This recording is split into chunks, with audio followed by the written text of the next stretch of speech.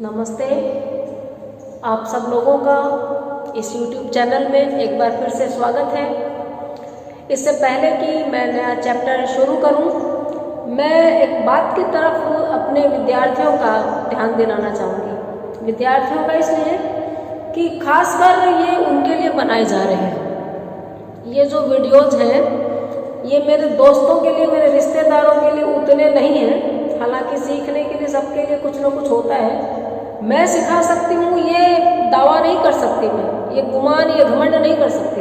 लेकिन जो मैं पढ़ा रही हूँ उसके माध्यम से, पढ़ा भी नहीं रही हूँ, मैं कोशिश कर रही हूँ पढ़ाने की, साथ में पढ़ रही हूँ। तो जो कुछ भी मैं आप लोगों के साथ पढ़ रही हूँ उसके माध्यम से सीख तो बहुत कुछ कोई भी सकता है। लेकिन एज ए कुरिकुलम, सिलेबस, पाठ्यक्रम ये स्टूडेंट्स के लिए है। कॉलेज अगर चल रहे होते एज यूजुअल, परंपरागत रूप से जैसे हम मिलते थे, उनके साथ बातचीत के बाद, उनकी रजामंदी के बाद अगर ये चैनल मैंने बनाया होता तो इस समय इस चैनल की स्थिति कुछ और होती। जितने मेरे अजीज विद्यार्थी हैं, जितने मुझे मानने वाले विद्यार्थी हैं, उन सब से अभी मैं दूर हूँ। ना मेरे पास सबके नंबर है, ना सबके पास मेरे नंबर है। किसी किसी का तो अचानक फोन आता है कि आपका वीडियो देखा, किसी लड़की या लड़के ने, किसी दोस्त ने भेजा तो पता चला आप तो बहुत दिन से बना रहे हो। तब मुझे महसूस होता है कि मैंने बहुत कवायद नहीं की, बहुत लंबी चौड़ी एक्सरसाइज नहीं की चैनल की अप्रोच बढ़ाने के लिए, चैनल की पहुंच दूर दूर तक बनाने के लिए। तो ये इसलिए मुझे आज याद आ गया कहना कि जो भी इस वीडियो को देख रहे हैं, और विशेषकर अगर वो मेरे विद्यार्थी हैं, तो लाइक, कमेंट, शेयर करें। दूसरे विद्यार्थियों तक, अपने सर्कल के दोस्तों तक, सहेलियों तक वीडियो को पहुंचाएं। न सिर्फ इसलिए कि इससे मुझे खुशी होगी, मुझे अच्छा रहेगा, बल्कि इसलिए भी कि जो लोग भी नावाकिफ हैं, जान नहीं पा रहे हैं कि मैंने इस माध्यम का इस्तेमाल करना शुरू कर दिया है, मैं इस माध्यम से हिंदी उनके घर तक लेकर जा रही हूँ, तो उनको इससे रूबरू कराना, अवगत करवाना आपका भी दायित्व बनता है। मेरे अजीज विद्यार्थी, मेरे करीबी स्टूडेंट्स होने के नाते, क्योंकि मेरा आपका रिश्ता प्रोफेशनल तो है नहीं कि आपने कॉलेज में फीस दी और मैंने पढ़ा दिया। हम लोगों ने पर्सनल एक दूसरे को समय दिया है। बहुत सारे विद्यार्थी ऐसे हैं जो निजी तौर पर मेरी बातें सुनना पसंद करते हैं, मुझसे हिंदी के लिए टाइम टू टाइम सलाह लेते हैं। तो वो सब के सब अगर सुन रहे हैं तो शेयर करें, दूसरे दोस्तों को मोटिवेट करें देखने के लिए, सब्सक्राइब करने के लिए। इससे मुझे तो खुशी होगी ही, मैं क्यों झूठ बोलूं, लेकिन इसमें निश्चित रूप से उनका भी फायदा है जो हिंदी से किसी भी तरीके से जुड़े हुए हैं। अब हम बात करते हैं आज की। आज हम एक नया अध्याय शुरू कर रहे हैं। आज हम एक नए टॉपिक पर बात करेंगे। आज के हमारे कवि का नाम है रामधारी सिंह दिनकर। रामधारी सिंह दिनकर मैथिली शरण गुप्त के बाद हिंदी के दूसरे राष्ट्र कवि माने जाते हैं। 1908 में रामधारी सिंह दिनकर का जन्म हुआ था और 1974 में इनका देहांत हुआ था। हमारे सिलेबस में यानी BA पार्ट 3 के पेपर फर्स्ट में इनका पाठ चलता है रश्मि रथी का तृतीय सर्ग।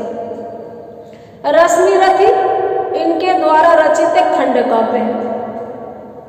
इन्होंने रेणुका, रसवंती, हुंकार, रश्मि रथी, कुरुक्षेत्र, उर्वशी, परशुराम की प्रतीक्षा इत्यादि बहुत सारे ग्रंथ लिखे। उर्वशी कामाध्यात्म से संबंधित एक अत्यंत चर्चित रचना है, जिस पर इनको साहित्य का सर्वोच्च सम्मान दिया गया था, ज्ञानपीठ पुरस्कार। और संस्कृति के 4 अध्याय इनके निबंध की किताब है जिस पर इनको साहित्य अकादमी का पुरस्कार मिला था। रश्मिरथी महाभारत के सुप्रसिद्ध पात्र, पौराणिक आख्यान महाभारत के एक बहुश्रुत पात्र कर्ण के जीवन पर आधारित है। कुरुक्षेत्र महाभारत के युद्ध के विभीषिका पर आधारित एक अन्य खंड काव्य है इनका। रश्मिरथी, अब अगर इसके नाम पढ़ जाए, शीर्षक पे हमें जरूर गौर करना है। रश्मिरथी का मतलब, रश्मि का मतलब किरणें, और रथी जो उस रथ पर सवार है, उस रथ को ले जा रहा है, यानी सूर्य। ये सूर्य का पुत्र माना जाता है कर्ण। कुंती कर्ण की मां है। पौराणिक आख्यानों के हिसाब से अगर हम ऋषि मुनियों और राजाओं की पैदाइश पर बात करें तो चीजें हमें अतार्किक, अवैज्ञानिक और हास्यास्पद भी लगेंगी, लेकिन हमें पाठ्य पुस्तक में पढ़ना है, सिलेबस को पढ़ना है, तो हमें इन सब चीजों से गुजरना होगा। दुर्वासा ऋषि महल में आए थे एक बार। कुंती बालिका थी, युवा हो रही थी। ऋषि की उसने बहुत सेवा की, तो ऋषि ने उसको एक मंत्र दिया था कि अगर वो इस मंत्र को पढ़ेगी तो भगवान सूर्य उपस्थित होंगे और उसकी सेवा का उसको प्रतिफल देंगे। बहुत प्रसिद्ध रहे हैं, ख्यात रहे हैं दुर्वासा ऋषि अपने क्रोध के लिए, मगर यहाँ कुंती की सेवा अभ्यर्थना से प्रसन्न होने का चित्रण है। मंत्र वो देके चले जाते हैं। एकाएक किसी दिन कुंती को ध्यान आता है कि यार ऋषि आए थे, उन्होंने एक मंत्र दिया था मुझे, और क्यों ना उसको आजमाया जाए। कुंती ने सूर्य मंत्र का उच्चारण किया, सूर्य मंत्र का जाप किया, दैदीप्यमान सूर्य प्रकट हो गए। अब इस बात पे मैं नहीं जाऊंगी कि सूर्य एक ग्रह है, सौर मंडल में है, सूरज आदमी कैसे बन सकता है, कोई ऐसे कहाँ आ सकता है, तब तो सारी कथा ही बेकार हो जाएगी। जैसे चांद सैटेलाइट है, हमने ज्योग्राफी में, हमने साइंस में पढ़ा है कि चांद जो वो धरती की परिक्रमा करता है, लेकिन भारतीय महिलाएं, हिंदू महिलाएं चांद को देवता मानकर उसका व्रत करती है करवा चौथ पे, बाकी साल में 12 महीनों की 12 चौथ, और वो एक प्रकार का रिचार्ज कूपन है उसके लिए। वो अपने पति की उम्र की वैलिडिटी बढ़ाने का उसको एक माध्यम मानती है। बिल्कुल बुरा मत मानिएगा, आस्था इतनी लचीली है, आस्था इतनी कोमल है कि वो जरा से तर्क से आहत हो जाती है। तो उसी तरह से मेरी बात से आप आहत मत होइएगा, क्योंकि फैक्ट यही है कि चांद उपग्रह, Neil Armstrong, Yuri Gagarin Russian अंतरिक्ष यात्री उस पर पैर रख चुके थे। भारत के पहले अंतरिक्ष यात्री राकेश शर्मा ने चांद की धरती पर कदम रखा था। वैज्ञानिक उस पर रिसर्च कर रहे हैं। वो उम्र बढ़ाने का कतई कोई औजार या जरिया नहीं है, लेकिन मान्यताएं, लोक रूढ़ियां और विज्ञान दोनों अलग अलग ध्रुव पे हैं। तो सूर्य उसी तरह से जैसे चांद उम्र बढ़ाता है वैसे आ गए, और कुंती उनका प्रचंड आग्नेय चमत्कारिक प्रकाशमान और प्रकाशित उज्जवल रूप देखकर हतप्रभ रह गई। उसकी आंखें चकाचौंध हो गई, वो भय से कांपने लगी। उसने हाथ जोड़े कि मैंने यूं ही इस मंत्र को पढ़ लिया था, जाप कर लिया था, आप जो है रुखसत होइए, विदा लीजिए। लेकिन चूंकि वो आ चुके थे तो आए हुए खाली हाथ कैसे जाए, तो उन्होंने कुंती को एक पुत्र दिया। कान से, कोई तो कहता है कि कर्ण की उत्पत्ति कुंती के कान से हुई थी, क्योंकि वो कंवारी थी, तो जननांगों से, योनि से कैसे उत्पन्न हो सकता था, वो कर्ण नाम कहलाया। कर्ण को कुंती ने बदनामी से बचने के लिए कि वो कुंवारी है, कुंवारी माँ कैसे बन सकती है, उसको पानी में संदूक में बंद करके बहा दिया। किसी सारथी को, किसी सूत को वो मिल गया, राधा नाम की महिला को, और उन्होंने कर्ण को पाल लिया, अपना बेटा मान लिया। आपने सीरियल देखा होगा जिसमें कर्ण किस तरह से धनुर्विद्या की तैयारी करता है, कैसे वो शस्त्र परीक्षा में उत्तीर्ण होता है, और किस तरह अर्जुन को उसके आगे रखने के लिए अर्जुन से उसका सामना कराने से बचते हैं गुरु द्रोणाचार्य, और वो दुर्योधन की साइड हो जाता है। दुर्योधन उसको अपना अंग प्रदेश देकर अंगराज कर्ण का नाम देता है। कई सारे सवाल यहाँ पे आते हैं कि माँ बनने के लिए शादी होना जरूरी नहीं है, संबंध बनना जरूरी है। लेकिन हम जब मजाक करते हैं, कोई बात करते हैं, तो बड़े फुहड़ता से बोलते हैं कि फला व्यक्ति कैसे बाप बन सकता, फला औरत के लड़की कैसे माँ बन सकते, अभी तो शादी भी नहीं हुई है। शादी होना या नहीं होना ये पारिवारिक संबंधों के लिए होता है, माँ बनने के लिए संबंध होना होता है। लेकिन कोई भी बच्चा जायज है अगर दो लोगों को पति पत्नी के रूप में स्वीकृति मिल गई है समाज द्वारा, अन्यथा कोई भी बच्चा नाजायज है कि दो लोगों ने 7 फेरों के बिना या विधि विधान के बिना उस बच्चे को जन्म दिया। बहुत सारी चीजें, बहुत सारी रुग्ण मानसिकताएं, बातें हमारे यहाँ प्रचलित हैं। किसी ने चाहा उसको माँ बनना है, किसी ने चाहा उसको बाप बनना है। ये चाहत बहुत बड़ी है अगर वो शादीशुदा नहीं है। और दूसरी बात, देवता थे सूर्य तो अकॉर्डिंग टू शास्त्र, महाभारत पुराणों के, तो फिर वो तो कोई भी वरदान दे सकते थे, आ ही गए थे, तो बेटा ही देना क्यों जरूरी था? क्या एक खूबसूरत युवती को देखकर बहक गए थे कि और कुछ देने से ज्यादा आकर्षक है एक संबंध बनाना जिसके फलस्वरूप वो गर्भवती हो और संतान को जन्म दे। देवता तो कुछ भी दे सकता है, लेकिन देवता को देने के लिए एक संबंध था। क्या उसके लिए कुंती ने आह्वान किया था?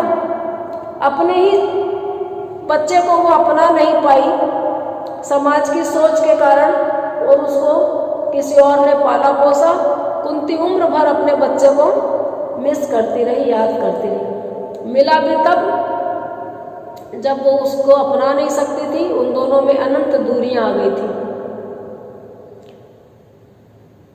महाभारत की जो पूरी कथा है उसमें पांडव के 5 बेटे, 3 कुंती के, 2 माद्री के, 5 में से कोई भी जैविक संतान पांडु की नहीं थे, 5 ही नियोग से हुए थे। लेकिन स्त्री पति का क्षेत्र मानी जाती है, इसलिए स्त्री की योनि से उत्पन्न बच्चों पे पिता का नाम होता है।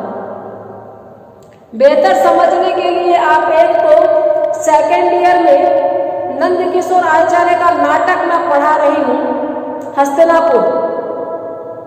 गुजारिश है, उम्मीद है कि आप वो पढ़िएगा, आप महाभारत की कथा को और खुली आंखों से देख पाएंगे। और कुंती के चरित्र को जानने के लिए राजस्थान के बहुपठित कवि हरीश भादानी की एक कविता है, सुनो कुंती को सुनो, वो जरूर सुनिएगा। उस कविता को सुनिए या उस कविता को पढ़िए। बीए फाइनल में कुछ सालों तक वो सिलेबस में थी।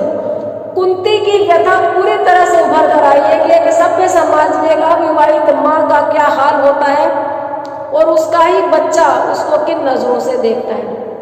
कवि ने बहुत संवेदना के साथ में कुछ सुलगते हुए सवाल उसमें उठाए हैं और नाटककार नंद किशोर आचार्य ने अपने नाटक हस्तिनापुर में उठाए हैं।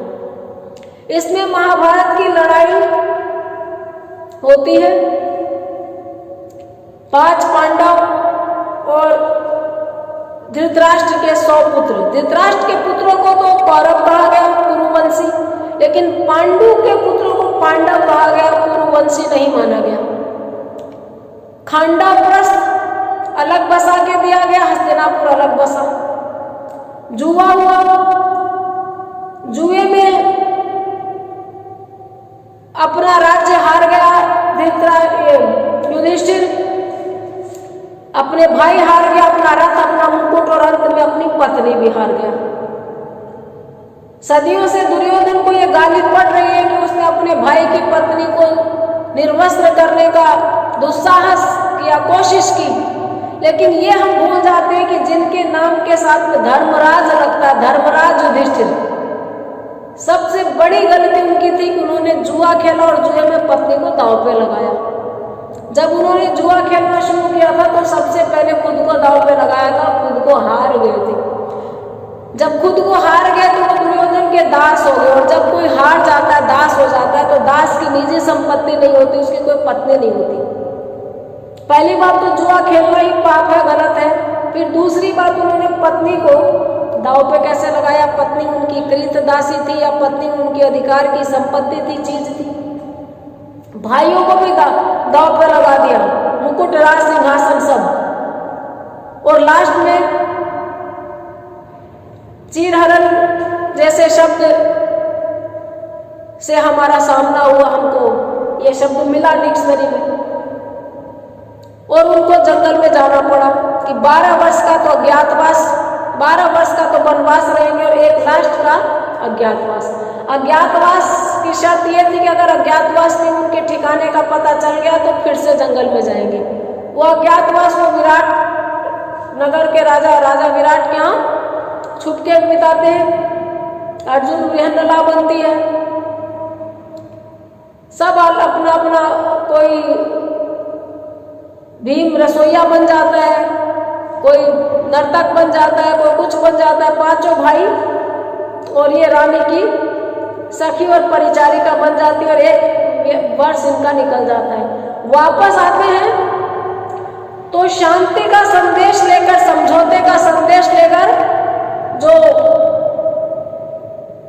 कृष्ण है वो दुर्योधन के पास आते हैं। यानी 13 साल से दुर्योधन उस गद्दी पे है जिसका वो अधिकारी था, और वो उसके पास आते हैं कि 5 गांव उनको दे दो, हिसाब से तो आधा आधा होता है, लेकिन 5 गांव भी दे दोगे तो वो अपना गुजारा कर लेंगे, उनको भाइयों से लड़ाई नहीं करनी है। अब हस्तिनापुर में दरबार के बीचों बीच कृष्ण जो बात कहते हैं, और प्रत्युत्तर में दुर्योधन क्रोधित होकर कृष्ण को बांधने का प्रयास करता है, कुचेष्टा करता है, तो कृष्ण अपना विराट रूप दिखाते हैं और क्रोधित होकर, कुपित होकर पूरे ब्रह्मांड की असलियत उसके सामने जाहिर करते हैं। साइंस को आप थोड़ा साइड में रख के पढ़िएगा सबको, और नाराज होकर अपनी सारी बात कह देते हैं। अपनी सारी बात मतलब कि परिणाम क्या होगा, अगर तुम नहीं दोगे तो कितना भीषण युद्ध होगा, भाई पर भाई टूटेंगे, भाई मरेंगे,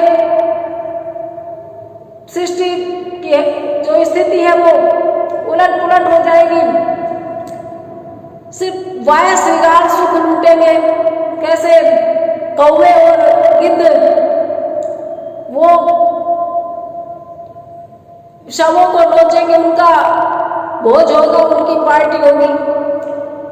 सिर्फ 2 ही लोग, धृतराष्ट्र और विदुर को दिव्य चक्षुओं से कृष्ण का विराट रूप दिख रहा था और वो उससे आनंदित हो रहे थे, उनकी जय जय कर रहे थे। ये सारा हमारे सिलेबस में है जो मैंने आपको बताया, शुरू में इंट्रोडक्शन और बाद में जो हमें पढ़ना है। तो इस तरह से 12 वर्ष के वनवास और 1 वर्ष के अज्ञातवास के बाद जब वो आते हैं तो देखिए हम पढ़ना शुरू करते हैं। पेज नंबर 51 पे है हमारी किताब में।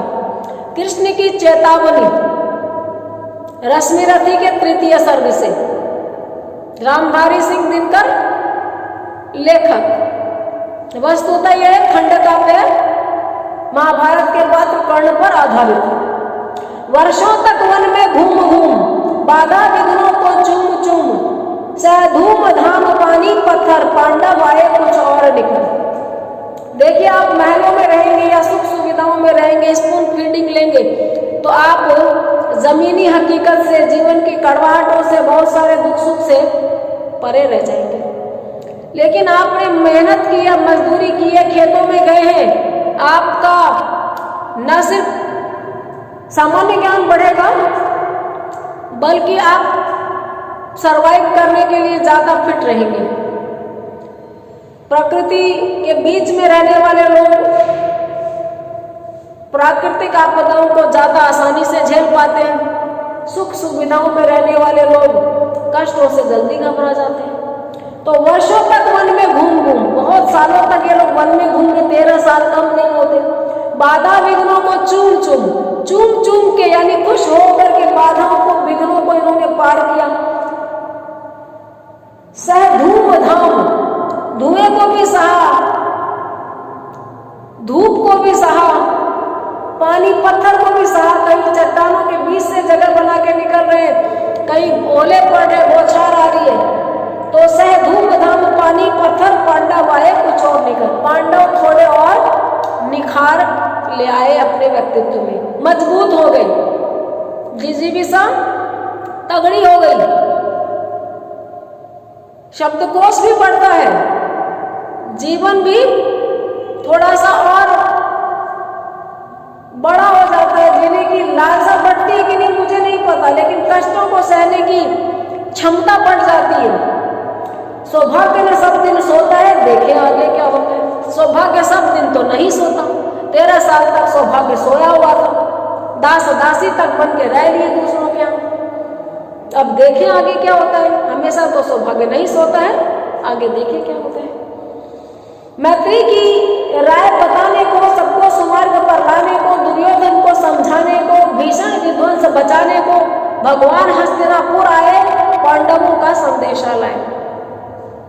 मैत्री की राय लेकर के, दोस्ती का रास्ता बताने के लिए, सबको सुमार्ग, अच्छे मार्ग पर लाने के लिए, दुर्योधन को समझाने के लिए और भीषण विध्वंस से बचाने के लिए। बहुत अधिक नुकसान होता है। देखिए, युद्ध किसी समस्या का समाधान नहीं है, क्योंकि युद्ध तो खुद एक समस्या है।